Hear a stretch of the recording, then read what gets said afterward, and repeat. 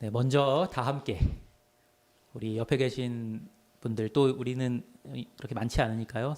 모두를 한 분 한 분 바라보시면서 마주 보면서 밝게 웃으시면서 인사하시겠습니다. 주님께서 부활하셨습니다. 네, 큰 소리로 하세요. 네, 주님께서 부활하셨습니다. 주님께서 부활하셨습니다. 제가 좀 목소리 높이도록 하겠습니다. 우리 주님께서 부활하신 복된 주일에 우리 주님 만나기 위해서 이곳에 나오신 우리 사랑하는 로고스 가족 여러분 한 분 한 분을 우리 주 예수 그리스도의 이름으로 환영하고 축복합니다. 그리고 사랑합니다. 어제까지 우리는 40일 동안 사순절을 보내면서 우리 주님께서 받으신 순환을 기념하고 또 묵상하는 시간을 가졌습니다. 주일마다도 그런 시간을 가졌고요.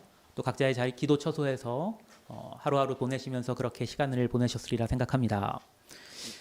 예수님을 따르던 제자들은요, 예수님께서 순환을 당하시는 걸 바라보면서도 예수님께서 죽지 않으시기를 은근히 기대했을 것입니다. 그래서 예수님께서 결국 이스라엘 땅을 화려하게 다스릴 그러한 장면을 꿈꾸면서 마지막까지도 희망의 끈을 놓지 않았습니다. 그러나 결국에 어떤 일이 일어났죠? 예수님께서는 결국 그 순환 끝에 십자가 위에서 목숨을 잃으십니다. 만약에 여기서 이야기가 끝났다면요, 예수님을 따랐던 제자들은 물론이거니와 지금 이 자리에 앉아있는 우리 역시 어떠한 소망도 품을 수가 없었을 것입니다.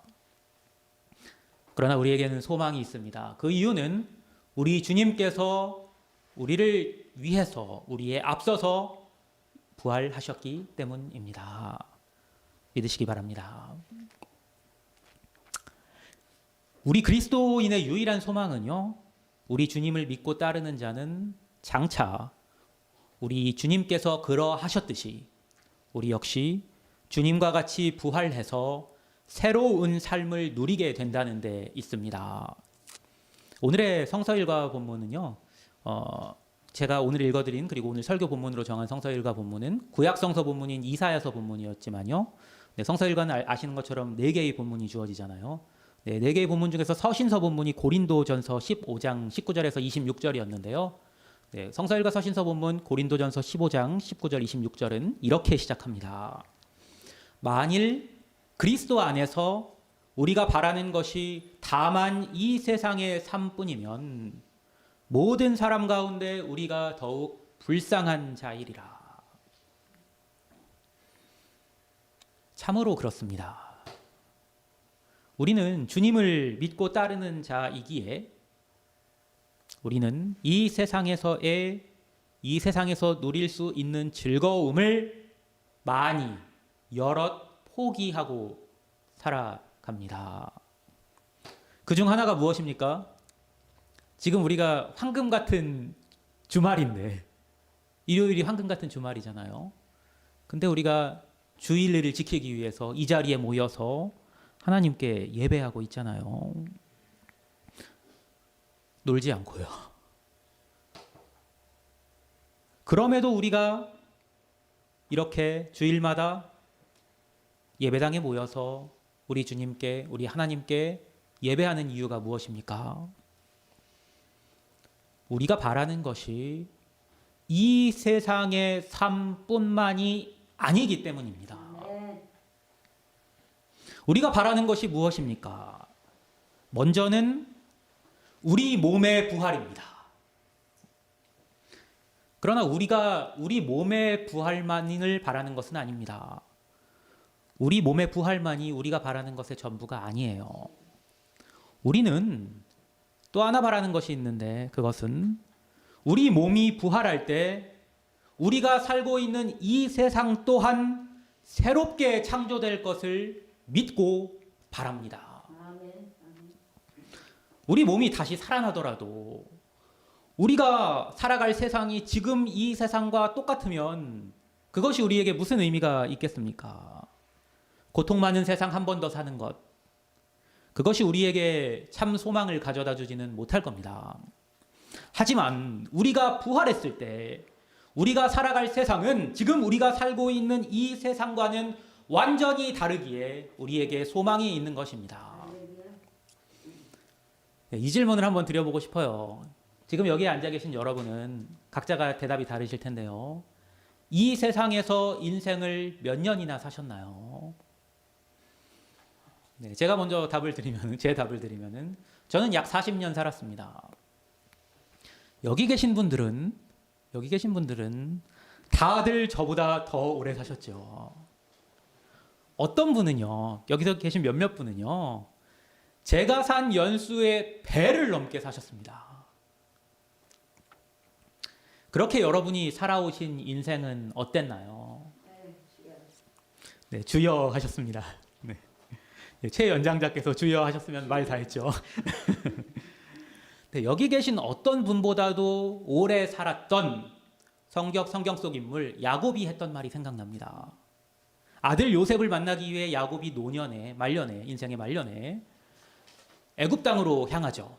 애굽 땅으로 향했을 때 애굽 왕 바로를 만났고 애굽 왕 바로가 야곱을 만나자마자 그 첫 만남에서 던졌던 질문이 무엇이었습니까?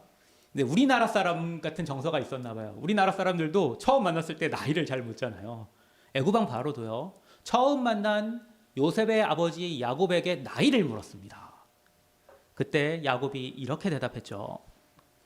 내 나그네 길의 세월이 130년이다. 130세였다는 거죠. 물론 나이가 많은 거지만 이제 야곱은 스스로의 나이를 가리켜서 나이가 얼마 안 됐다고 말을 했었어요. 내 나이가 얼마 못 되니 우리 조상의 나그네 길의 연조에 미치지 못하나. 그 다음에 한 말이 참 와닿는 말이죠. 야곱이 마지막에 뭐라고 말하냐면요. 험악한 세월을 보내었나이다. 네, 우리의 인생 선배이신 130년의 인생을 살으셨던 야곱의 이 대답이 이 세상에서 살아가는 인생이 험악하다는 사실을 우리로 하여금 생각하고 깨닫게 합니다. 그러나 오늘의 성서일과 구약성서 본문인 이사야서 65장 17절에서 25절의 본문 말씀은 우리가 부활해서 살아갈 새로운 세상은 이 세상과는 지금 우리가 살아가고 있는 이 세상과는 전혀 다를 것임을 말씀합니다. 이사야서 65장 17절입니다. 보라, 하나님께서 하시는 말씀입니다. 내가 새 하늘과 새 땅을 창조하나니 이전 것은 기억되거나 마음에 생각나지 아니할 것이라. 부활한 사람은 더 이상 이 세상의 삶을 살지 않습니다. 오늘의 성서일과 제가 아까 서신서 본문도 들려드렸는데요. 성서일과 복음서 본문은 이제 요한복음 20장이거든요. 오늘의 성서일과 복음서 본문 요한복음 20장은요. 부활하신 주님께서 막달라 마리아, 아까 우리가 찬송한 찬송 중에서도 이제 마리아가 예수님의 무덤을 찾았을 때 예수님의 무덤에서 예수님을 발견하지 못했던 이제 그 내용이 가사에 녹아 있었는데요. 그 내용을 요한복음 20장은 기록하고 있어요. 복음서 요한복음 20장 본문에서 부활하신 주님께서 하신 말씀을 통해서 우리는 이 사실, 곧 부활한 사람은 더 이상 이 세상에 얽매인 이 세상의 삶을 살지 않는다는 사실을 깨달을 수 있습니다. 주님께서 묻히셨던 무덤에서 부활하신 주님을 보고 그 주님을 붙들려 했던 막달라 마리아에게 주님께서 이렇게 말씀하십니다. 나를 붙들지 말라. 내가 아직 아버지께로 올라가지 아니하였노라. 너는 내 형제들에게 가서 이르되 내가 내 아버지 곧 너희 아버지 내 하나님 곧 너희 하나님께로 올라간다 하라. 예수님께서 마리아에게 하신 이 말씀을 얼핏 들으면 상당히 서운해할 만한 말씀이에요. 마리아가 서운하게 들었을 수도 있을 것 같아요. 마리아가 너무 반가워서 예수님을 부둥켜 안으려고 했을 때 나를 붙들지 말라 말씀하신 거예요. 제가 아까 이기자 권사님이 오랜만에 없으니까 너무 반가워가지고 제가 이렇게 이기자 권사님 부둥켜 안았거든요. 근데 그때 만약에 권사님이 저한테 나를 붙들지 말라 이렇게 말씀했다고 한번 생각해 보세요. 물론 그러시진 않았어요, 권사님께서는. 근데 예수님께서 그러고 계신 거거든요. 너무 반가우니까 마리아가 너무 감격해서 예수님께로 막 갔는데 예수님께서 나를 붙들지 말라 이렇게 말씀하시는 거예요. 근데 얼핏 들으면 서운하게 들을 수 있는 이 말씀이에요. 예수님의 이 말씀에 아주 중요한 의미가 있습니다. 주님께서 나를 붙들지 말라고 말씀하신 것은 그 이유는 아버지께로 올라가시기 위함이었습니다. 이전 것에 머물지 않고 새 하늘과 새 땅을 창조하심으로 그곳에서 우리와 영원히 함께 하시기 위해서 주님께서는 이 땅에 미련을 두지 아니하시고 하나님께로 올라가셨던 것입니다. 예수님께서 하늘로 올라가심은 우리를 위한 처소를 예비하시기 위함입니다. 그래서 우리에게 있어서 예수님의 부활과 더불어서 중요한 것은 예수님의 승천하심입니다. 예수님의 승천이 부활한 우리가 살아갈 새 하늘과 새 땅을 담보하기 때문입니다. 너희는 내가 창조하는 것으로 말미암아 영원히 기뻐하며 즐거워할지니라. 보라, 내가 예루살렘을 즐거운 성으로 창조하며 그 백성을 기쁨으로 삼고 내가 예루살렘을 즐거워하며 나의 백성을 기뻐하리니 우는 소리와 부르짖는 소리가 그 가운데에서 다시는 들리지 아니할 것이며 거기는 날수가 많지 못하여 죽는 어린이와 수한이 차지 못한 노인이 다시는 없을 것이라. 곧 100세에 죽는 자를 젊은이라 하겠고 100세가 못되어 죽는 자는 저주받은 자이리라. 예수님께서 하늘로 오르셔서 우리를 위하여 마련하시는 새로운 처소에는 영원한 기쁨과 즐거움이 가득합니다. 먼저는 하나님께서 그곳을 즐거워하실 것이며 하나님께서 즐거워하실 것이며 또한 하나님께서 그곳에 거하는 우리를 기뻐하신다고 말씀하십니다. 하나님만 기뻐하시는 것이 아닙니다. 그곳에 거하는 우리 또한 기쁨으로 가득하게 됩니다. 그곳에서는 우리 인생이 더 이상 험악하지 않기 때문입니다. 이 땅에는 애곡함이 있습니다. 그러나 그곳에는 애곡함이 없습니다. 더 이상 슬픔과 괴로움이 없는 곳에서 우리는 우리 주님과 함께 영원히 거하며 영원히 살게 될 것입니다. 우리가 살고 있는 이 세상에는 비극이 많이 있습니다. 어린아이가 사고로, 병으로 혹은 다른 여러 이유로 죽기도 합니다. 수한이 차지 못해서 괴로움 가운데 죽는 사람들이 많이 있습니다. 그러나 그곳에는 그런 비극이 없습니다. 또한 그곳에는 부조리함이 없습니다.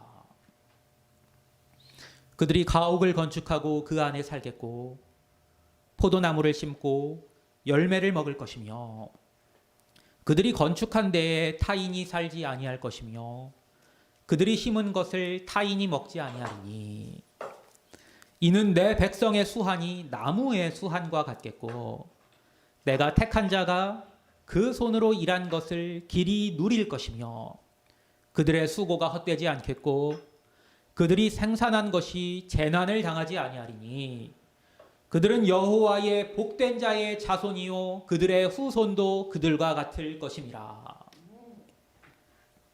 네, 집을 지은 사람이 그 집에 살고 포도나무를 심으면 포도나무를 심은 사람이 그 열매를 먹는 것이 마땅하지요.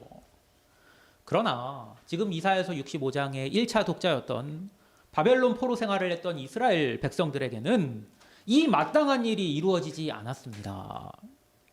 그들이 지은 집에 다른 사람이 들어와서 살았고 그들이 심은 것을 그들이 아니라 다른 사람들이 먹었습니다.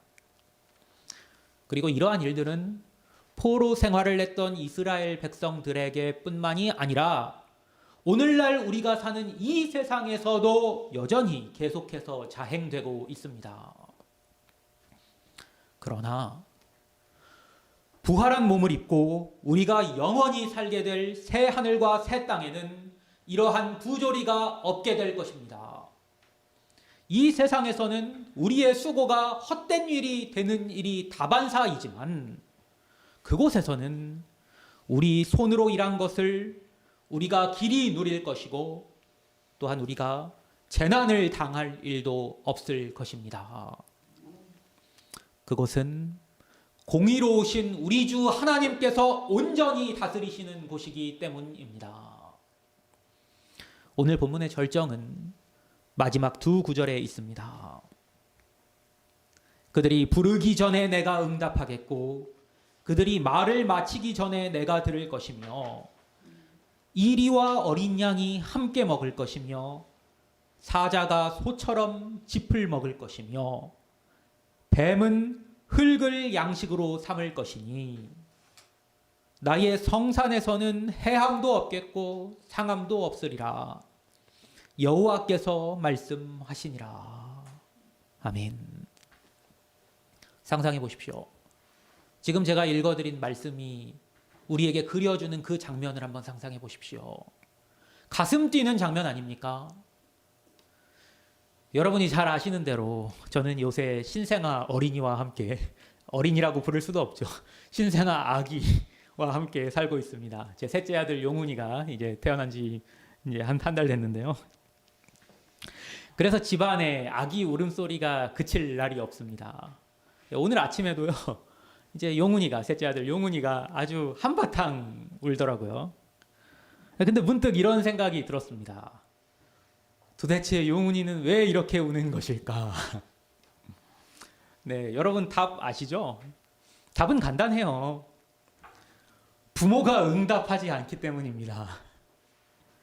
기저귀를 갈아줘야 되는데 부모가 기저귀를 갈아주지 않고, 그리고 부모가 재워줘야 되는데 부모가 재워주지 않고, 그리고 배고파서 부모가 젖을 물려줘야 되는데 젖을 물려주지 않으니까 우는 겁니다. 천국에는요, 울음소리가 들리지 않을 것입니다. 왜냐하면 우리가 울기 전에 우리 하나님께서 우리에게 친히 젖을 물려주시기 때문입니다. 만족함이 있기 때문에, 완전한 만족함이 있기 때문에 그곳에서는 다툼도 있을 수가 없습니다. 이리가 어린 양을 왜 잡아먹습니까? 배고픔이 채워지지 않기 때문이죠. 하나님으로 인한 만족이 풍성하게 충만하게 거하는 그곳에서는 이리와 어린 양이 함께 먹고, 사자가 소처럼 짚을 먹고, 뱀은 흙을 양식으로 삼게 됩니다. 다툼이 없으니까 해함도 없고 상함도 없습니다. 그곳이 부활한 몸을 입고 우리가 살아갈 새 하늘과 새 땅인 줄로 믿으시기 바랍니다. 아멘. 오늘은 부활주일입니다. 다시 한번 여러분에게 묻겠습니다. 예수님의 부활이 왜 중요합니까? 우리에게 무엇과도 비견할 수 없는 부활의 소망을 가져다 주기 때문입니다. 부활의 소망이 무엇입니까? 우리도 예수님과 같이 죽어도 부활의 몸을 입을 것이며 부활의 몸으로 살아갈 새 하늘과 새 땅을 우리 주님께서 우리를 위하여 예비하셨다는 사실입니다. 기대되지 않으십니까? 가슴 뛰지 않으십니까? 저는 여기 앉아 계신 여러분을 위해서 매일매일 기도할 때마다 여러분 한 분 한 분의 얼굴을 떠올리면서 여러분이 건강하시도록 기도를 많이 합니다. 하지만 이 땅에서는 한계가 있습니다. 우리 몸은 나이가 들수록 약해집니다. 여기 앉아 계신 분들 다 잘 아시죠? 저보다 더 잘 아시잖아요. 그리고 우리 인생은 고달프고 험악할 수밖에 없습니다. 그러나 고린도후서 5장이 말씀하는 대로 우리가 육신의 장막을 벗고 부활의 몸을 입게 될 날이 반드시 옵니다. 그 몸에는, 부활한 그 몸에는 아픈 데가 없을 겁니다. 쑤시는 데도 없을 겁니다. 그리고 그 몸으로 살아갈 새 하늘과 새 땅은 지금 우리가 살아가고 있는 이 세상, 이 땅과는 많이 다를 겁니다. 억울한 일도 원통한 일도 없습니다. 우리가 부르기 전에 하나님께서 응답하시고, 우리가 말을 마치기도 전에 하나님께서 들으시기에 우리에게는 부족함이 없을 것입니다. 그래서 고달픈 인생을 살았던 사도 바울은 심지어 차라리 몸을 떠나 주와 함께 있기를 원한다고까지 고백했습니다. 그에게 부활의 참 소망이 자리하고 있었기 때문에 그가 그렇게 말할 수 있었던 것이겠죠. 오늘 부활주일에 감사로 예배하는 이 시간이 이 부활의 소망을 새롭게 하는 복된 시간 되시기를 축원합니다. 이 부활의 즐거움은 우리가 죽어야만 누릴 수 있는 것이 아닙니다. 그리스도인은 이미 부활하신 우리 주님을 따라서 이 땅에서도 이미 부활한 사람으로서 살아갈 수 있습니다. 우리가 부활하신 주님을 바라보면 슬픔 많은 이 세상이 천국이 되어 우리는 이 세상에서도 천국의 삶을 누릴 수 있게 됩니다. 우리가 몸으로 있든지 떠나든지 주를 기쁘시게 하는 자가 되기를 힘쓰면 우리는 이 세상에서도 이미 부활한 자로서 살아가는 것입니다. 지금 이 자리에서 여러분 모두가 천국의 기쁨을 누리는 은혜를 경험하시기를 우리 주님의 이름으로 간절히 축원합니다. 오늘은 참 기쁜 날입니다. 기도하겠습니다.